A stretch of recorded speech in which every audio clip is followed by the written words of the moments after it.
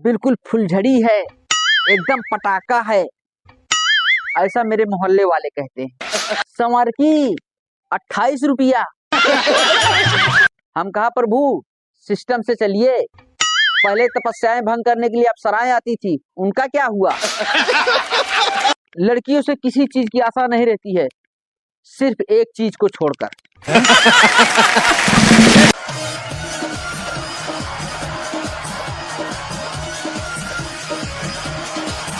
Thank you, thank you, नमस्कार नमस्कार। तो मैम मैं आपसे क्या बताऊं, एक दिन एक लड़की मुझसे कहने लगी कि मैं आपको बहुत पसंद करती हूँ, आपको बहुत चाहती हूँ, आप मुझसे शादी कर लीजिए। तो मैं आपसे सच कह रहा हूँ कि ये चूम चूम कर पूरे बदन का दर्द गायब करना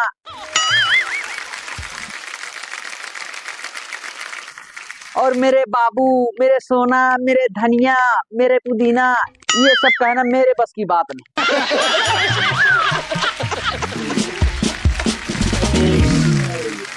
तो मैंने उसको साफ साफ इनकार कैसे किया, आप लोग सुनिएगा।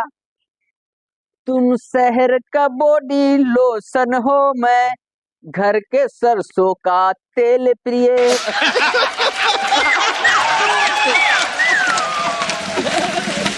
तुम कॉलेज की टॉपर हो, मैं 10वीं में 5 बार फेल प्रिय।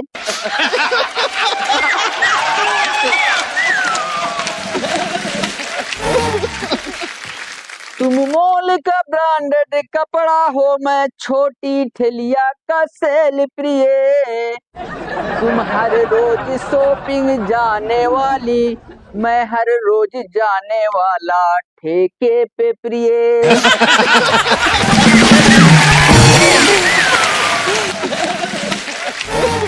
मैम इनके चोचले इतने ज्यादा होते हैं कि इनकी दिन की क्रीम अलग होती है, रात की क्रीम अलग होती है, दोपहर की क्रीम अलग होती है, हाथों की क्रीम अलग होती है, पैरों की क्रीम अलग होती है।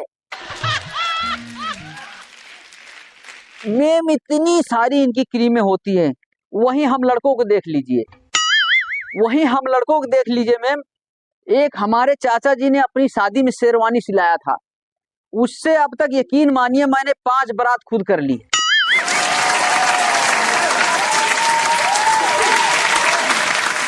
मैम वहीं पर आप देख लीजिए कि लड़कियों को किस तरह के लड़के आजकल पसंद है।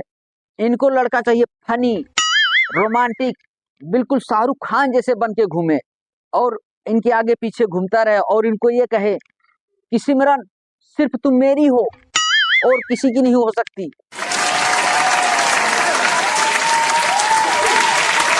लेकिन लड़कों को मैम लड़कियों से किसी चीज की आशा नहीं रहती है, सिर्फ एक चीज को छोड़कर।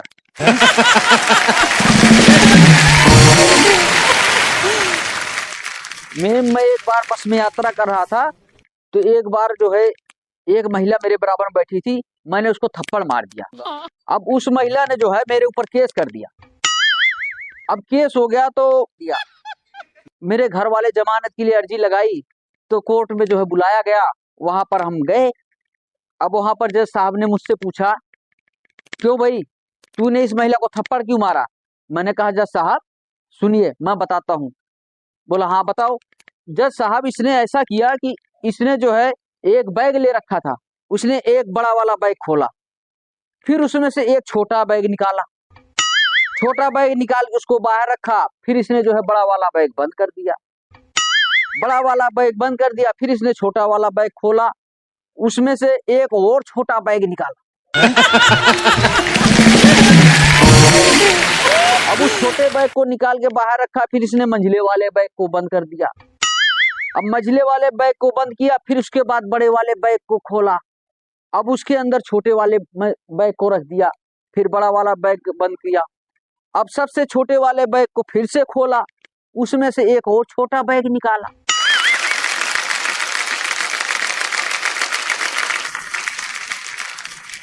अब छोटे बैग को निकालकर इसने जो है खोल के उसमें से एक पर्स निकाला, अब सबसे छोटे वाले बैग को फिर बंद कर दिया। इतने में जज साहब भड़क गए, बोला ये क्या छोटा बैग बड़ा बैग लगा रखा है, सही से नहीं बता सकते हो? बोला हुजूर, जब आपको सुनकर इतनी तकलीफ हो रही है, मैं तो ये सब वहां देख रहा था, अब जरा आप सोचो कि हमें कितनी तकलीफ हुई होगी। जज साहब, इसीलिए मैंने इस महिला को मारा था।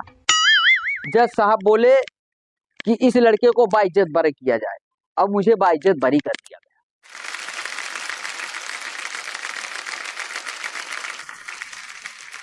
तो मैम, जैसा कि मैंने अभी अभी बताया कि मेरी शादी नहीं हुई है, तो मैंने सुना था बड़े बुजुर्गों ने कह रखा था भाई तपस्या करने से भगवान प्रसन्न हो जाते हैं, तो उनसे कोई वर मांगो तो वो पूरा करते हैं। तो मैं एक दिन तपस्या पे बैठ गया। अब भगवान प्रसन्न हुए और मेरे पास आए, बोले वत्स, मैं तुम्हारी तपस्या से बहुत प्रसन्न हुआ, मांगो क्या वर मांगते हो।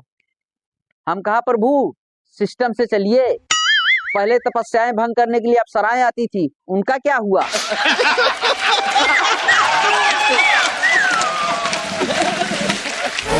अच्छा मैम, हर औरत मायके जाने के लिए तरह तरह के बहाने ढूंढती रहती है, उन्हें चाहे छोटा हो बड़ा हो कैसा भी उन्हें मौका मिल जाता तो मायके जरूर जाती है। अगर वो मायके चली गई तो वहीं पर उनका पति बेचारा, जब वो मायके चली जाती है तो अपने आप को बिल्कुल नौजवान और कुंवारा समझता है उनके मायके जाने के बाद।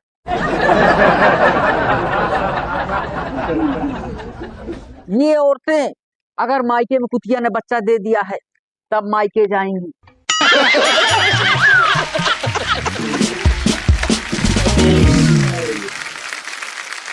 अगर मायके में पड़ोस में शादी है तब मायके जाएंगी।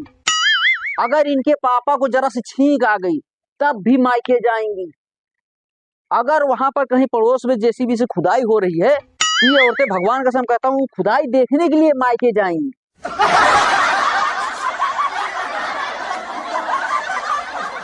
अगर इनके घर में मायके में बकरी ने बच्चा दे दिया तब ये मायके जाएंगी। मैम, ये इतनी बार मायके जाती हैं, इतनी बार मायके जाती हैं कि इतनी बार तो गर्मियों में बिजली भी नहीं जाती है जितनी बार ये एक साल में मायके चली जाती हैं। तो इसीलिए कहते हैं कि मायके में गई हुई औरत और पानी में कूदी हुई भैंस को बाहर निकालना बहुत मुश्किल है।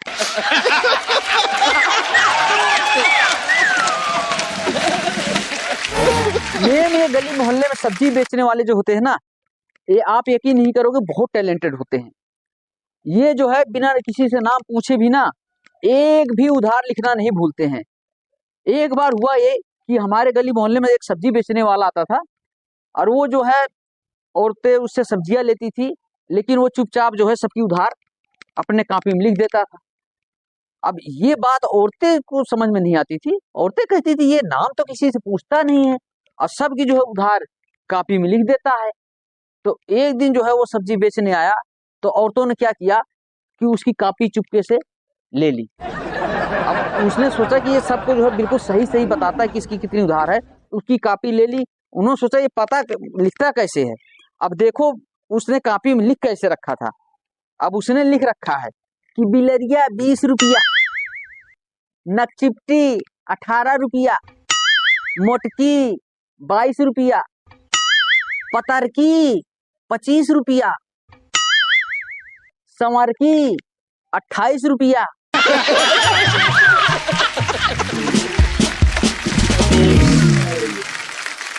भैंसिया 40 रुपया, कुकुर वाली 70 रुपया,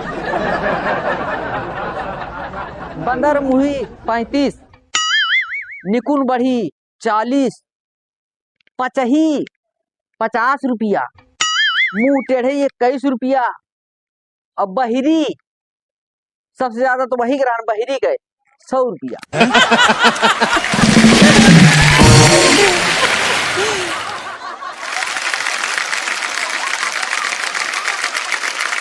अर्चना मैम, मेरी बीवी ना बहुत सुंदर है, सुशील है, एकदम झकास है, बिल्कुल फुलझड़ी है, एकदम पटाखा है, ऐसा मेरे मोहल्ले वाले कहते हैं।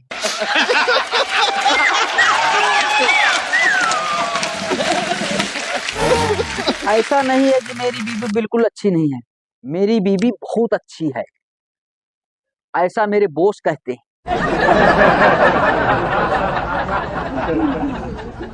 और ये भी नहीं है कि मेरी बीवी में कोई कमी नहीं है, मेरी बीवी काली कलूटी नकही थुकही बैगन लूटी कामचोर हरामखोर बिल्कुल सब कुछ ऐसे है। ऐसा मैं कहूँ कि हमारी हिम्मत कहाँ, ऐसी मेरी माँ कहती है।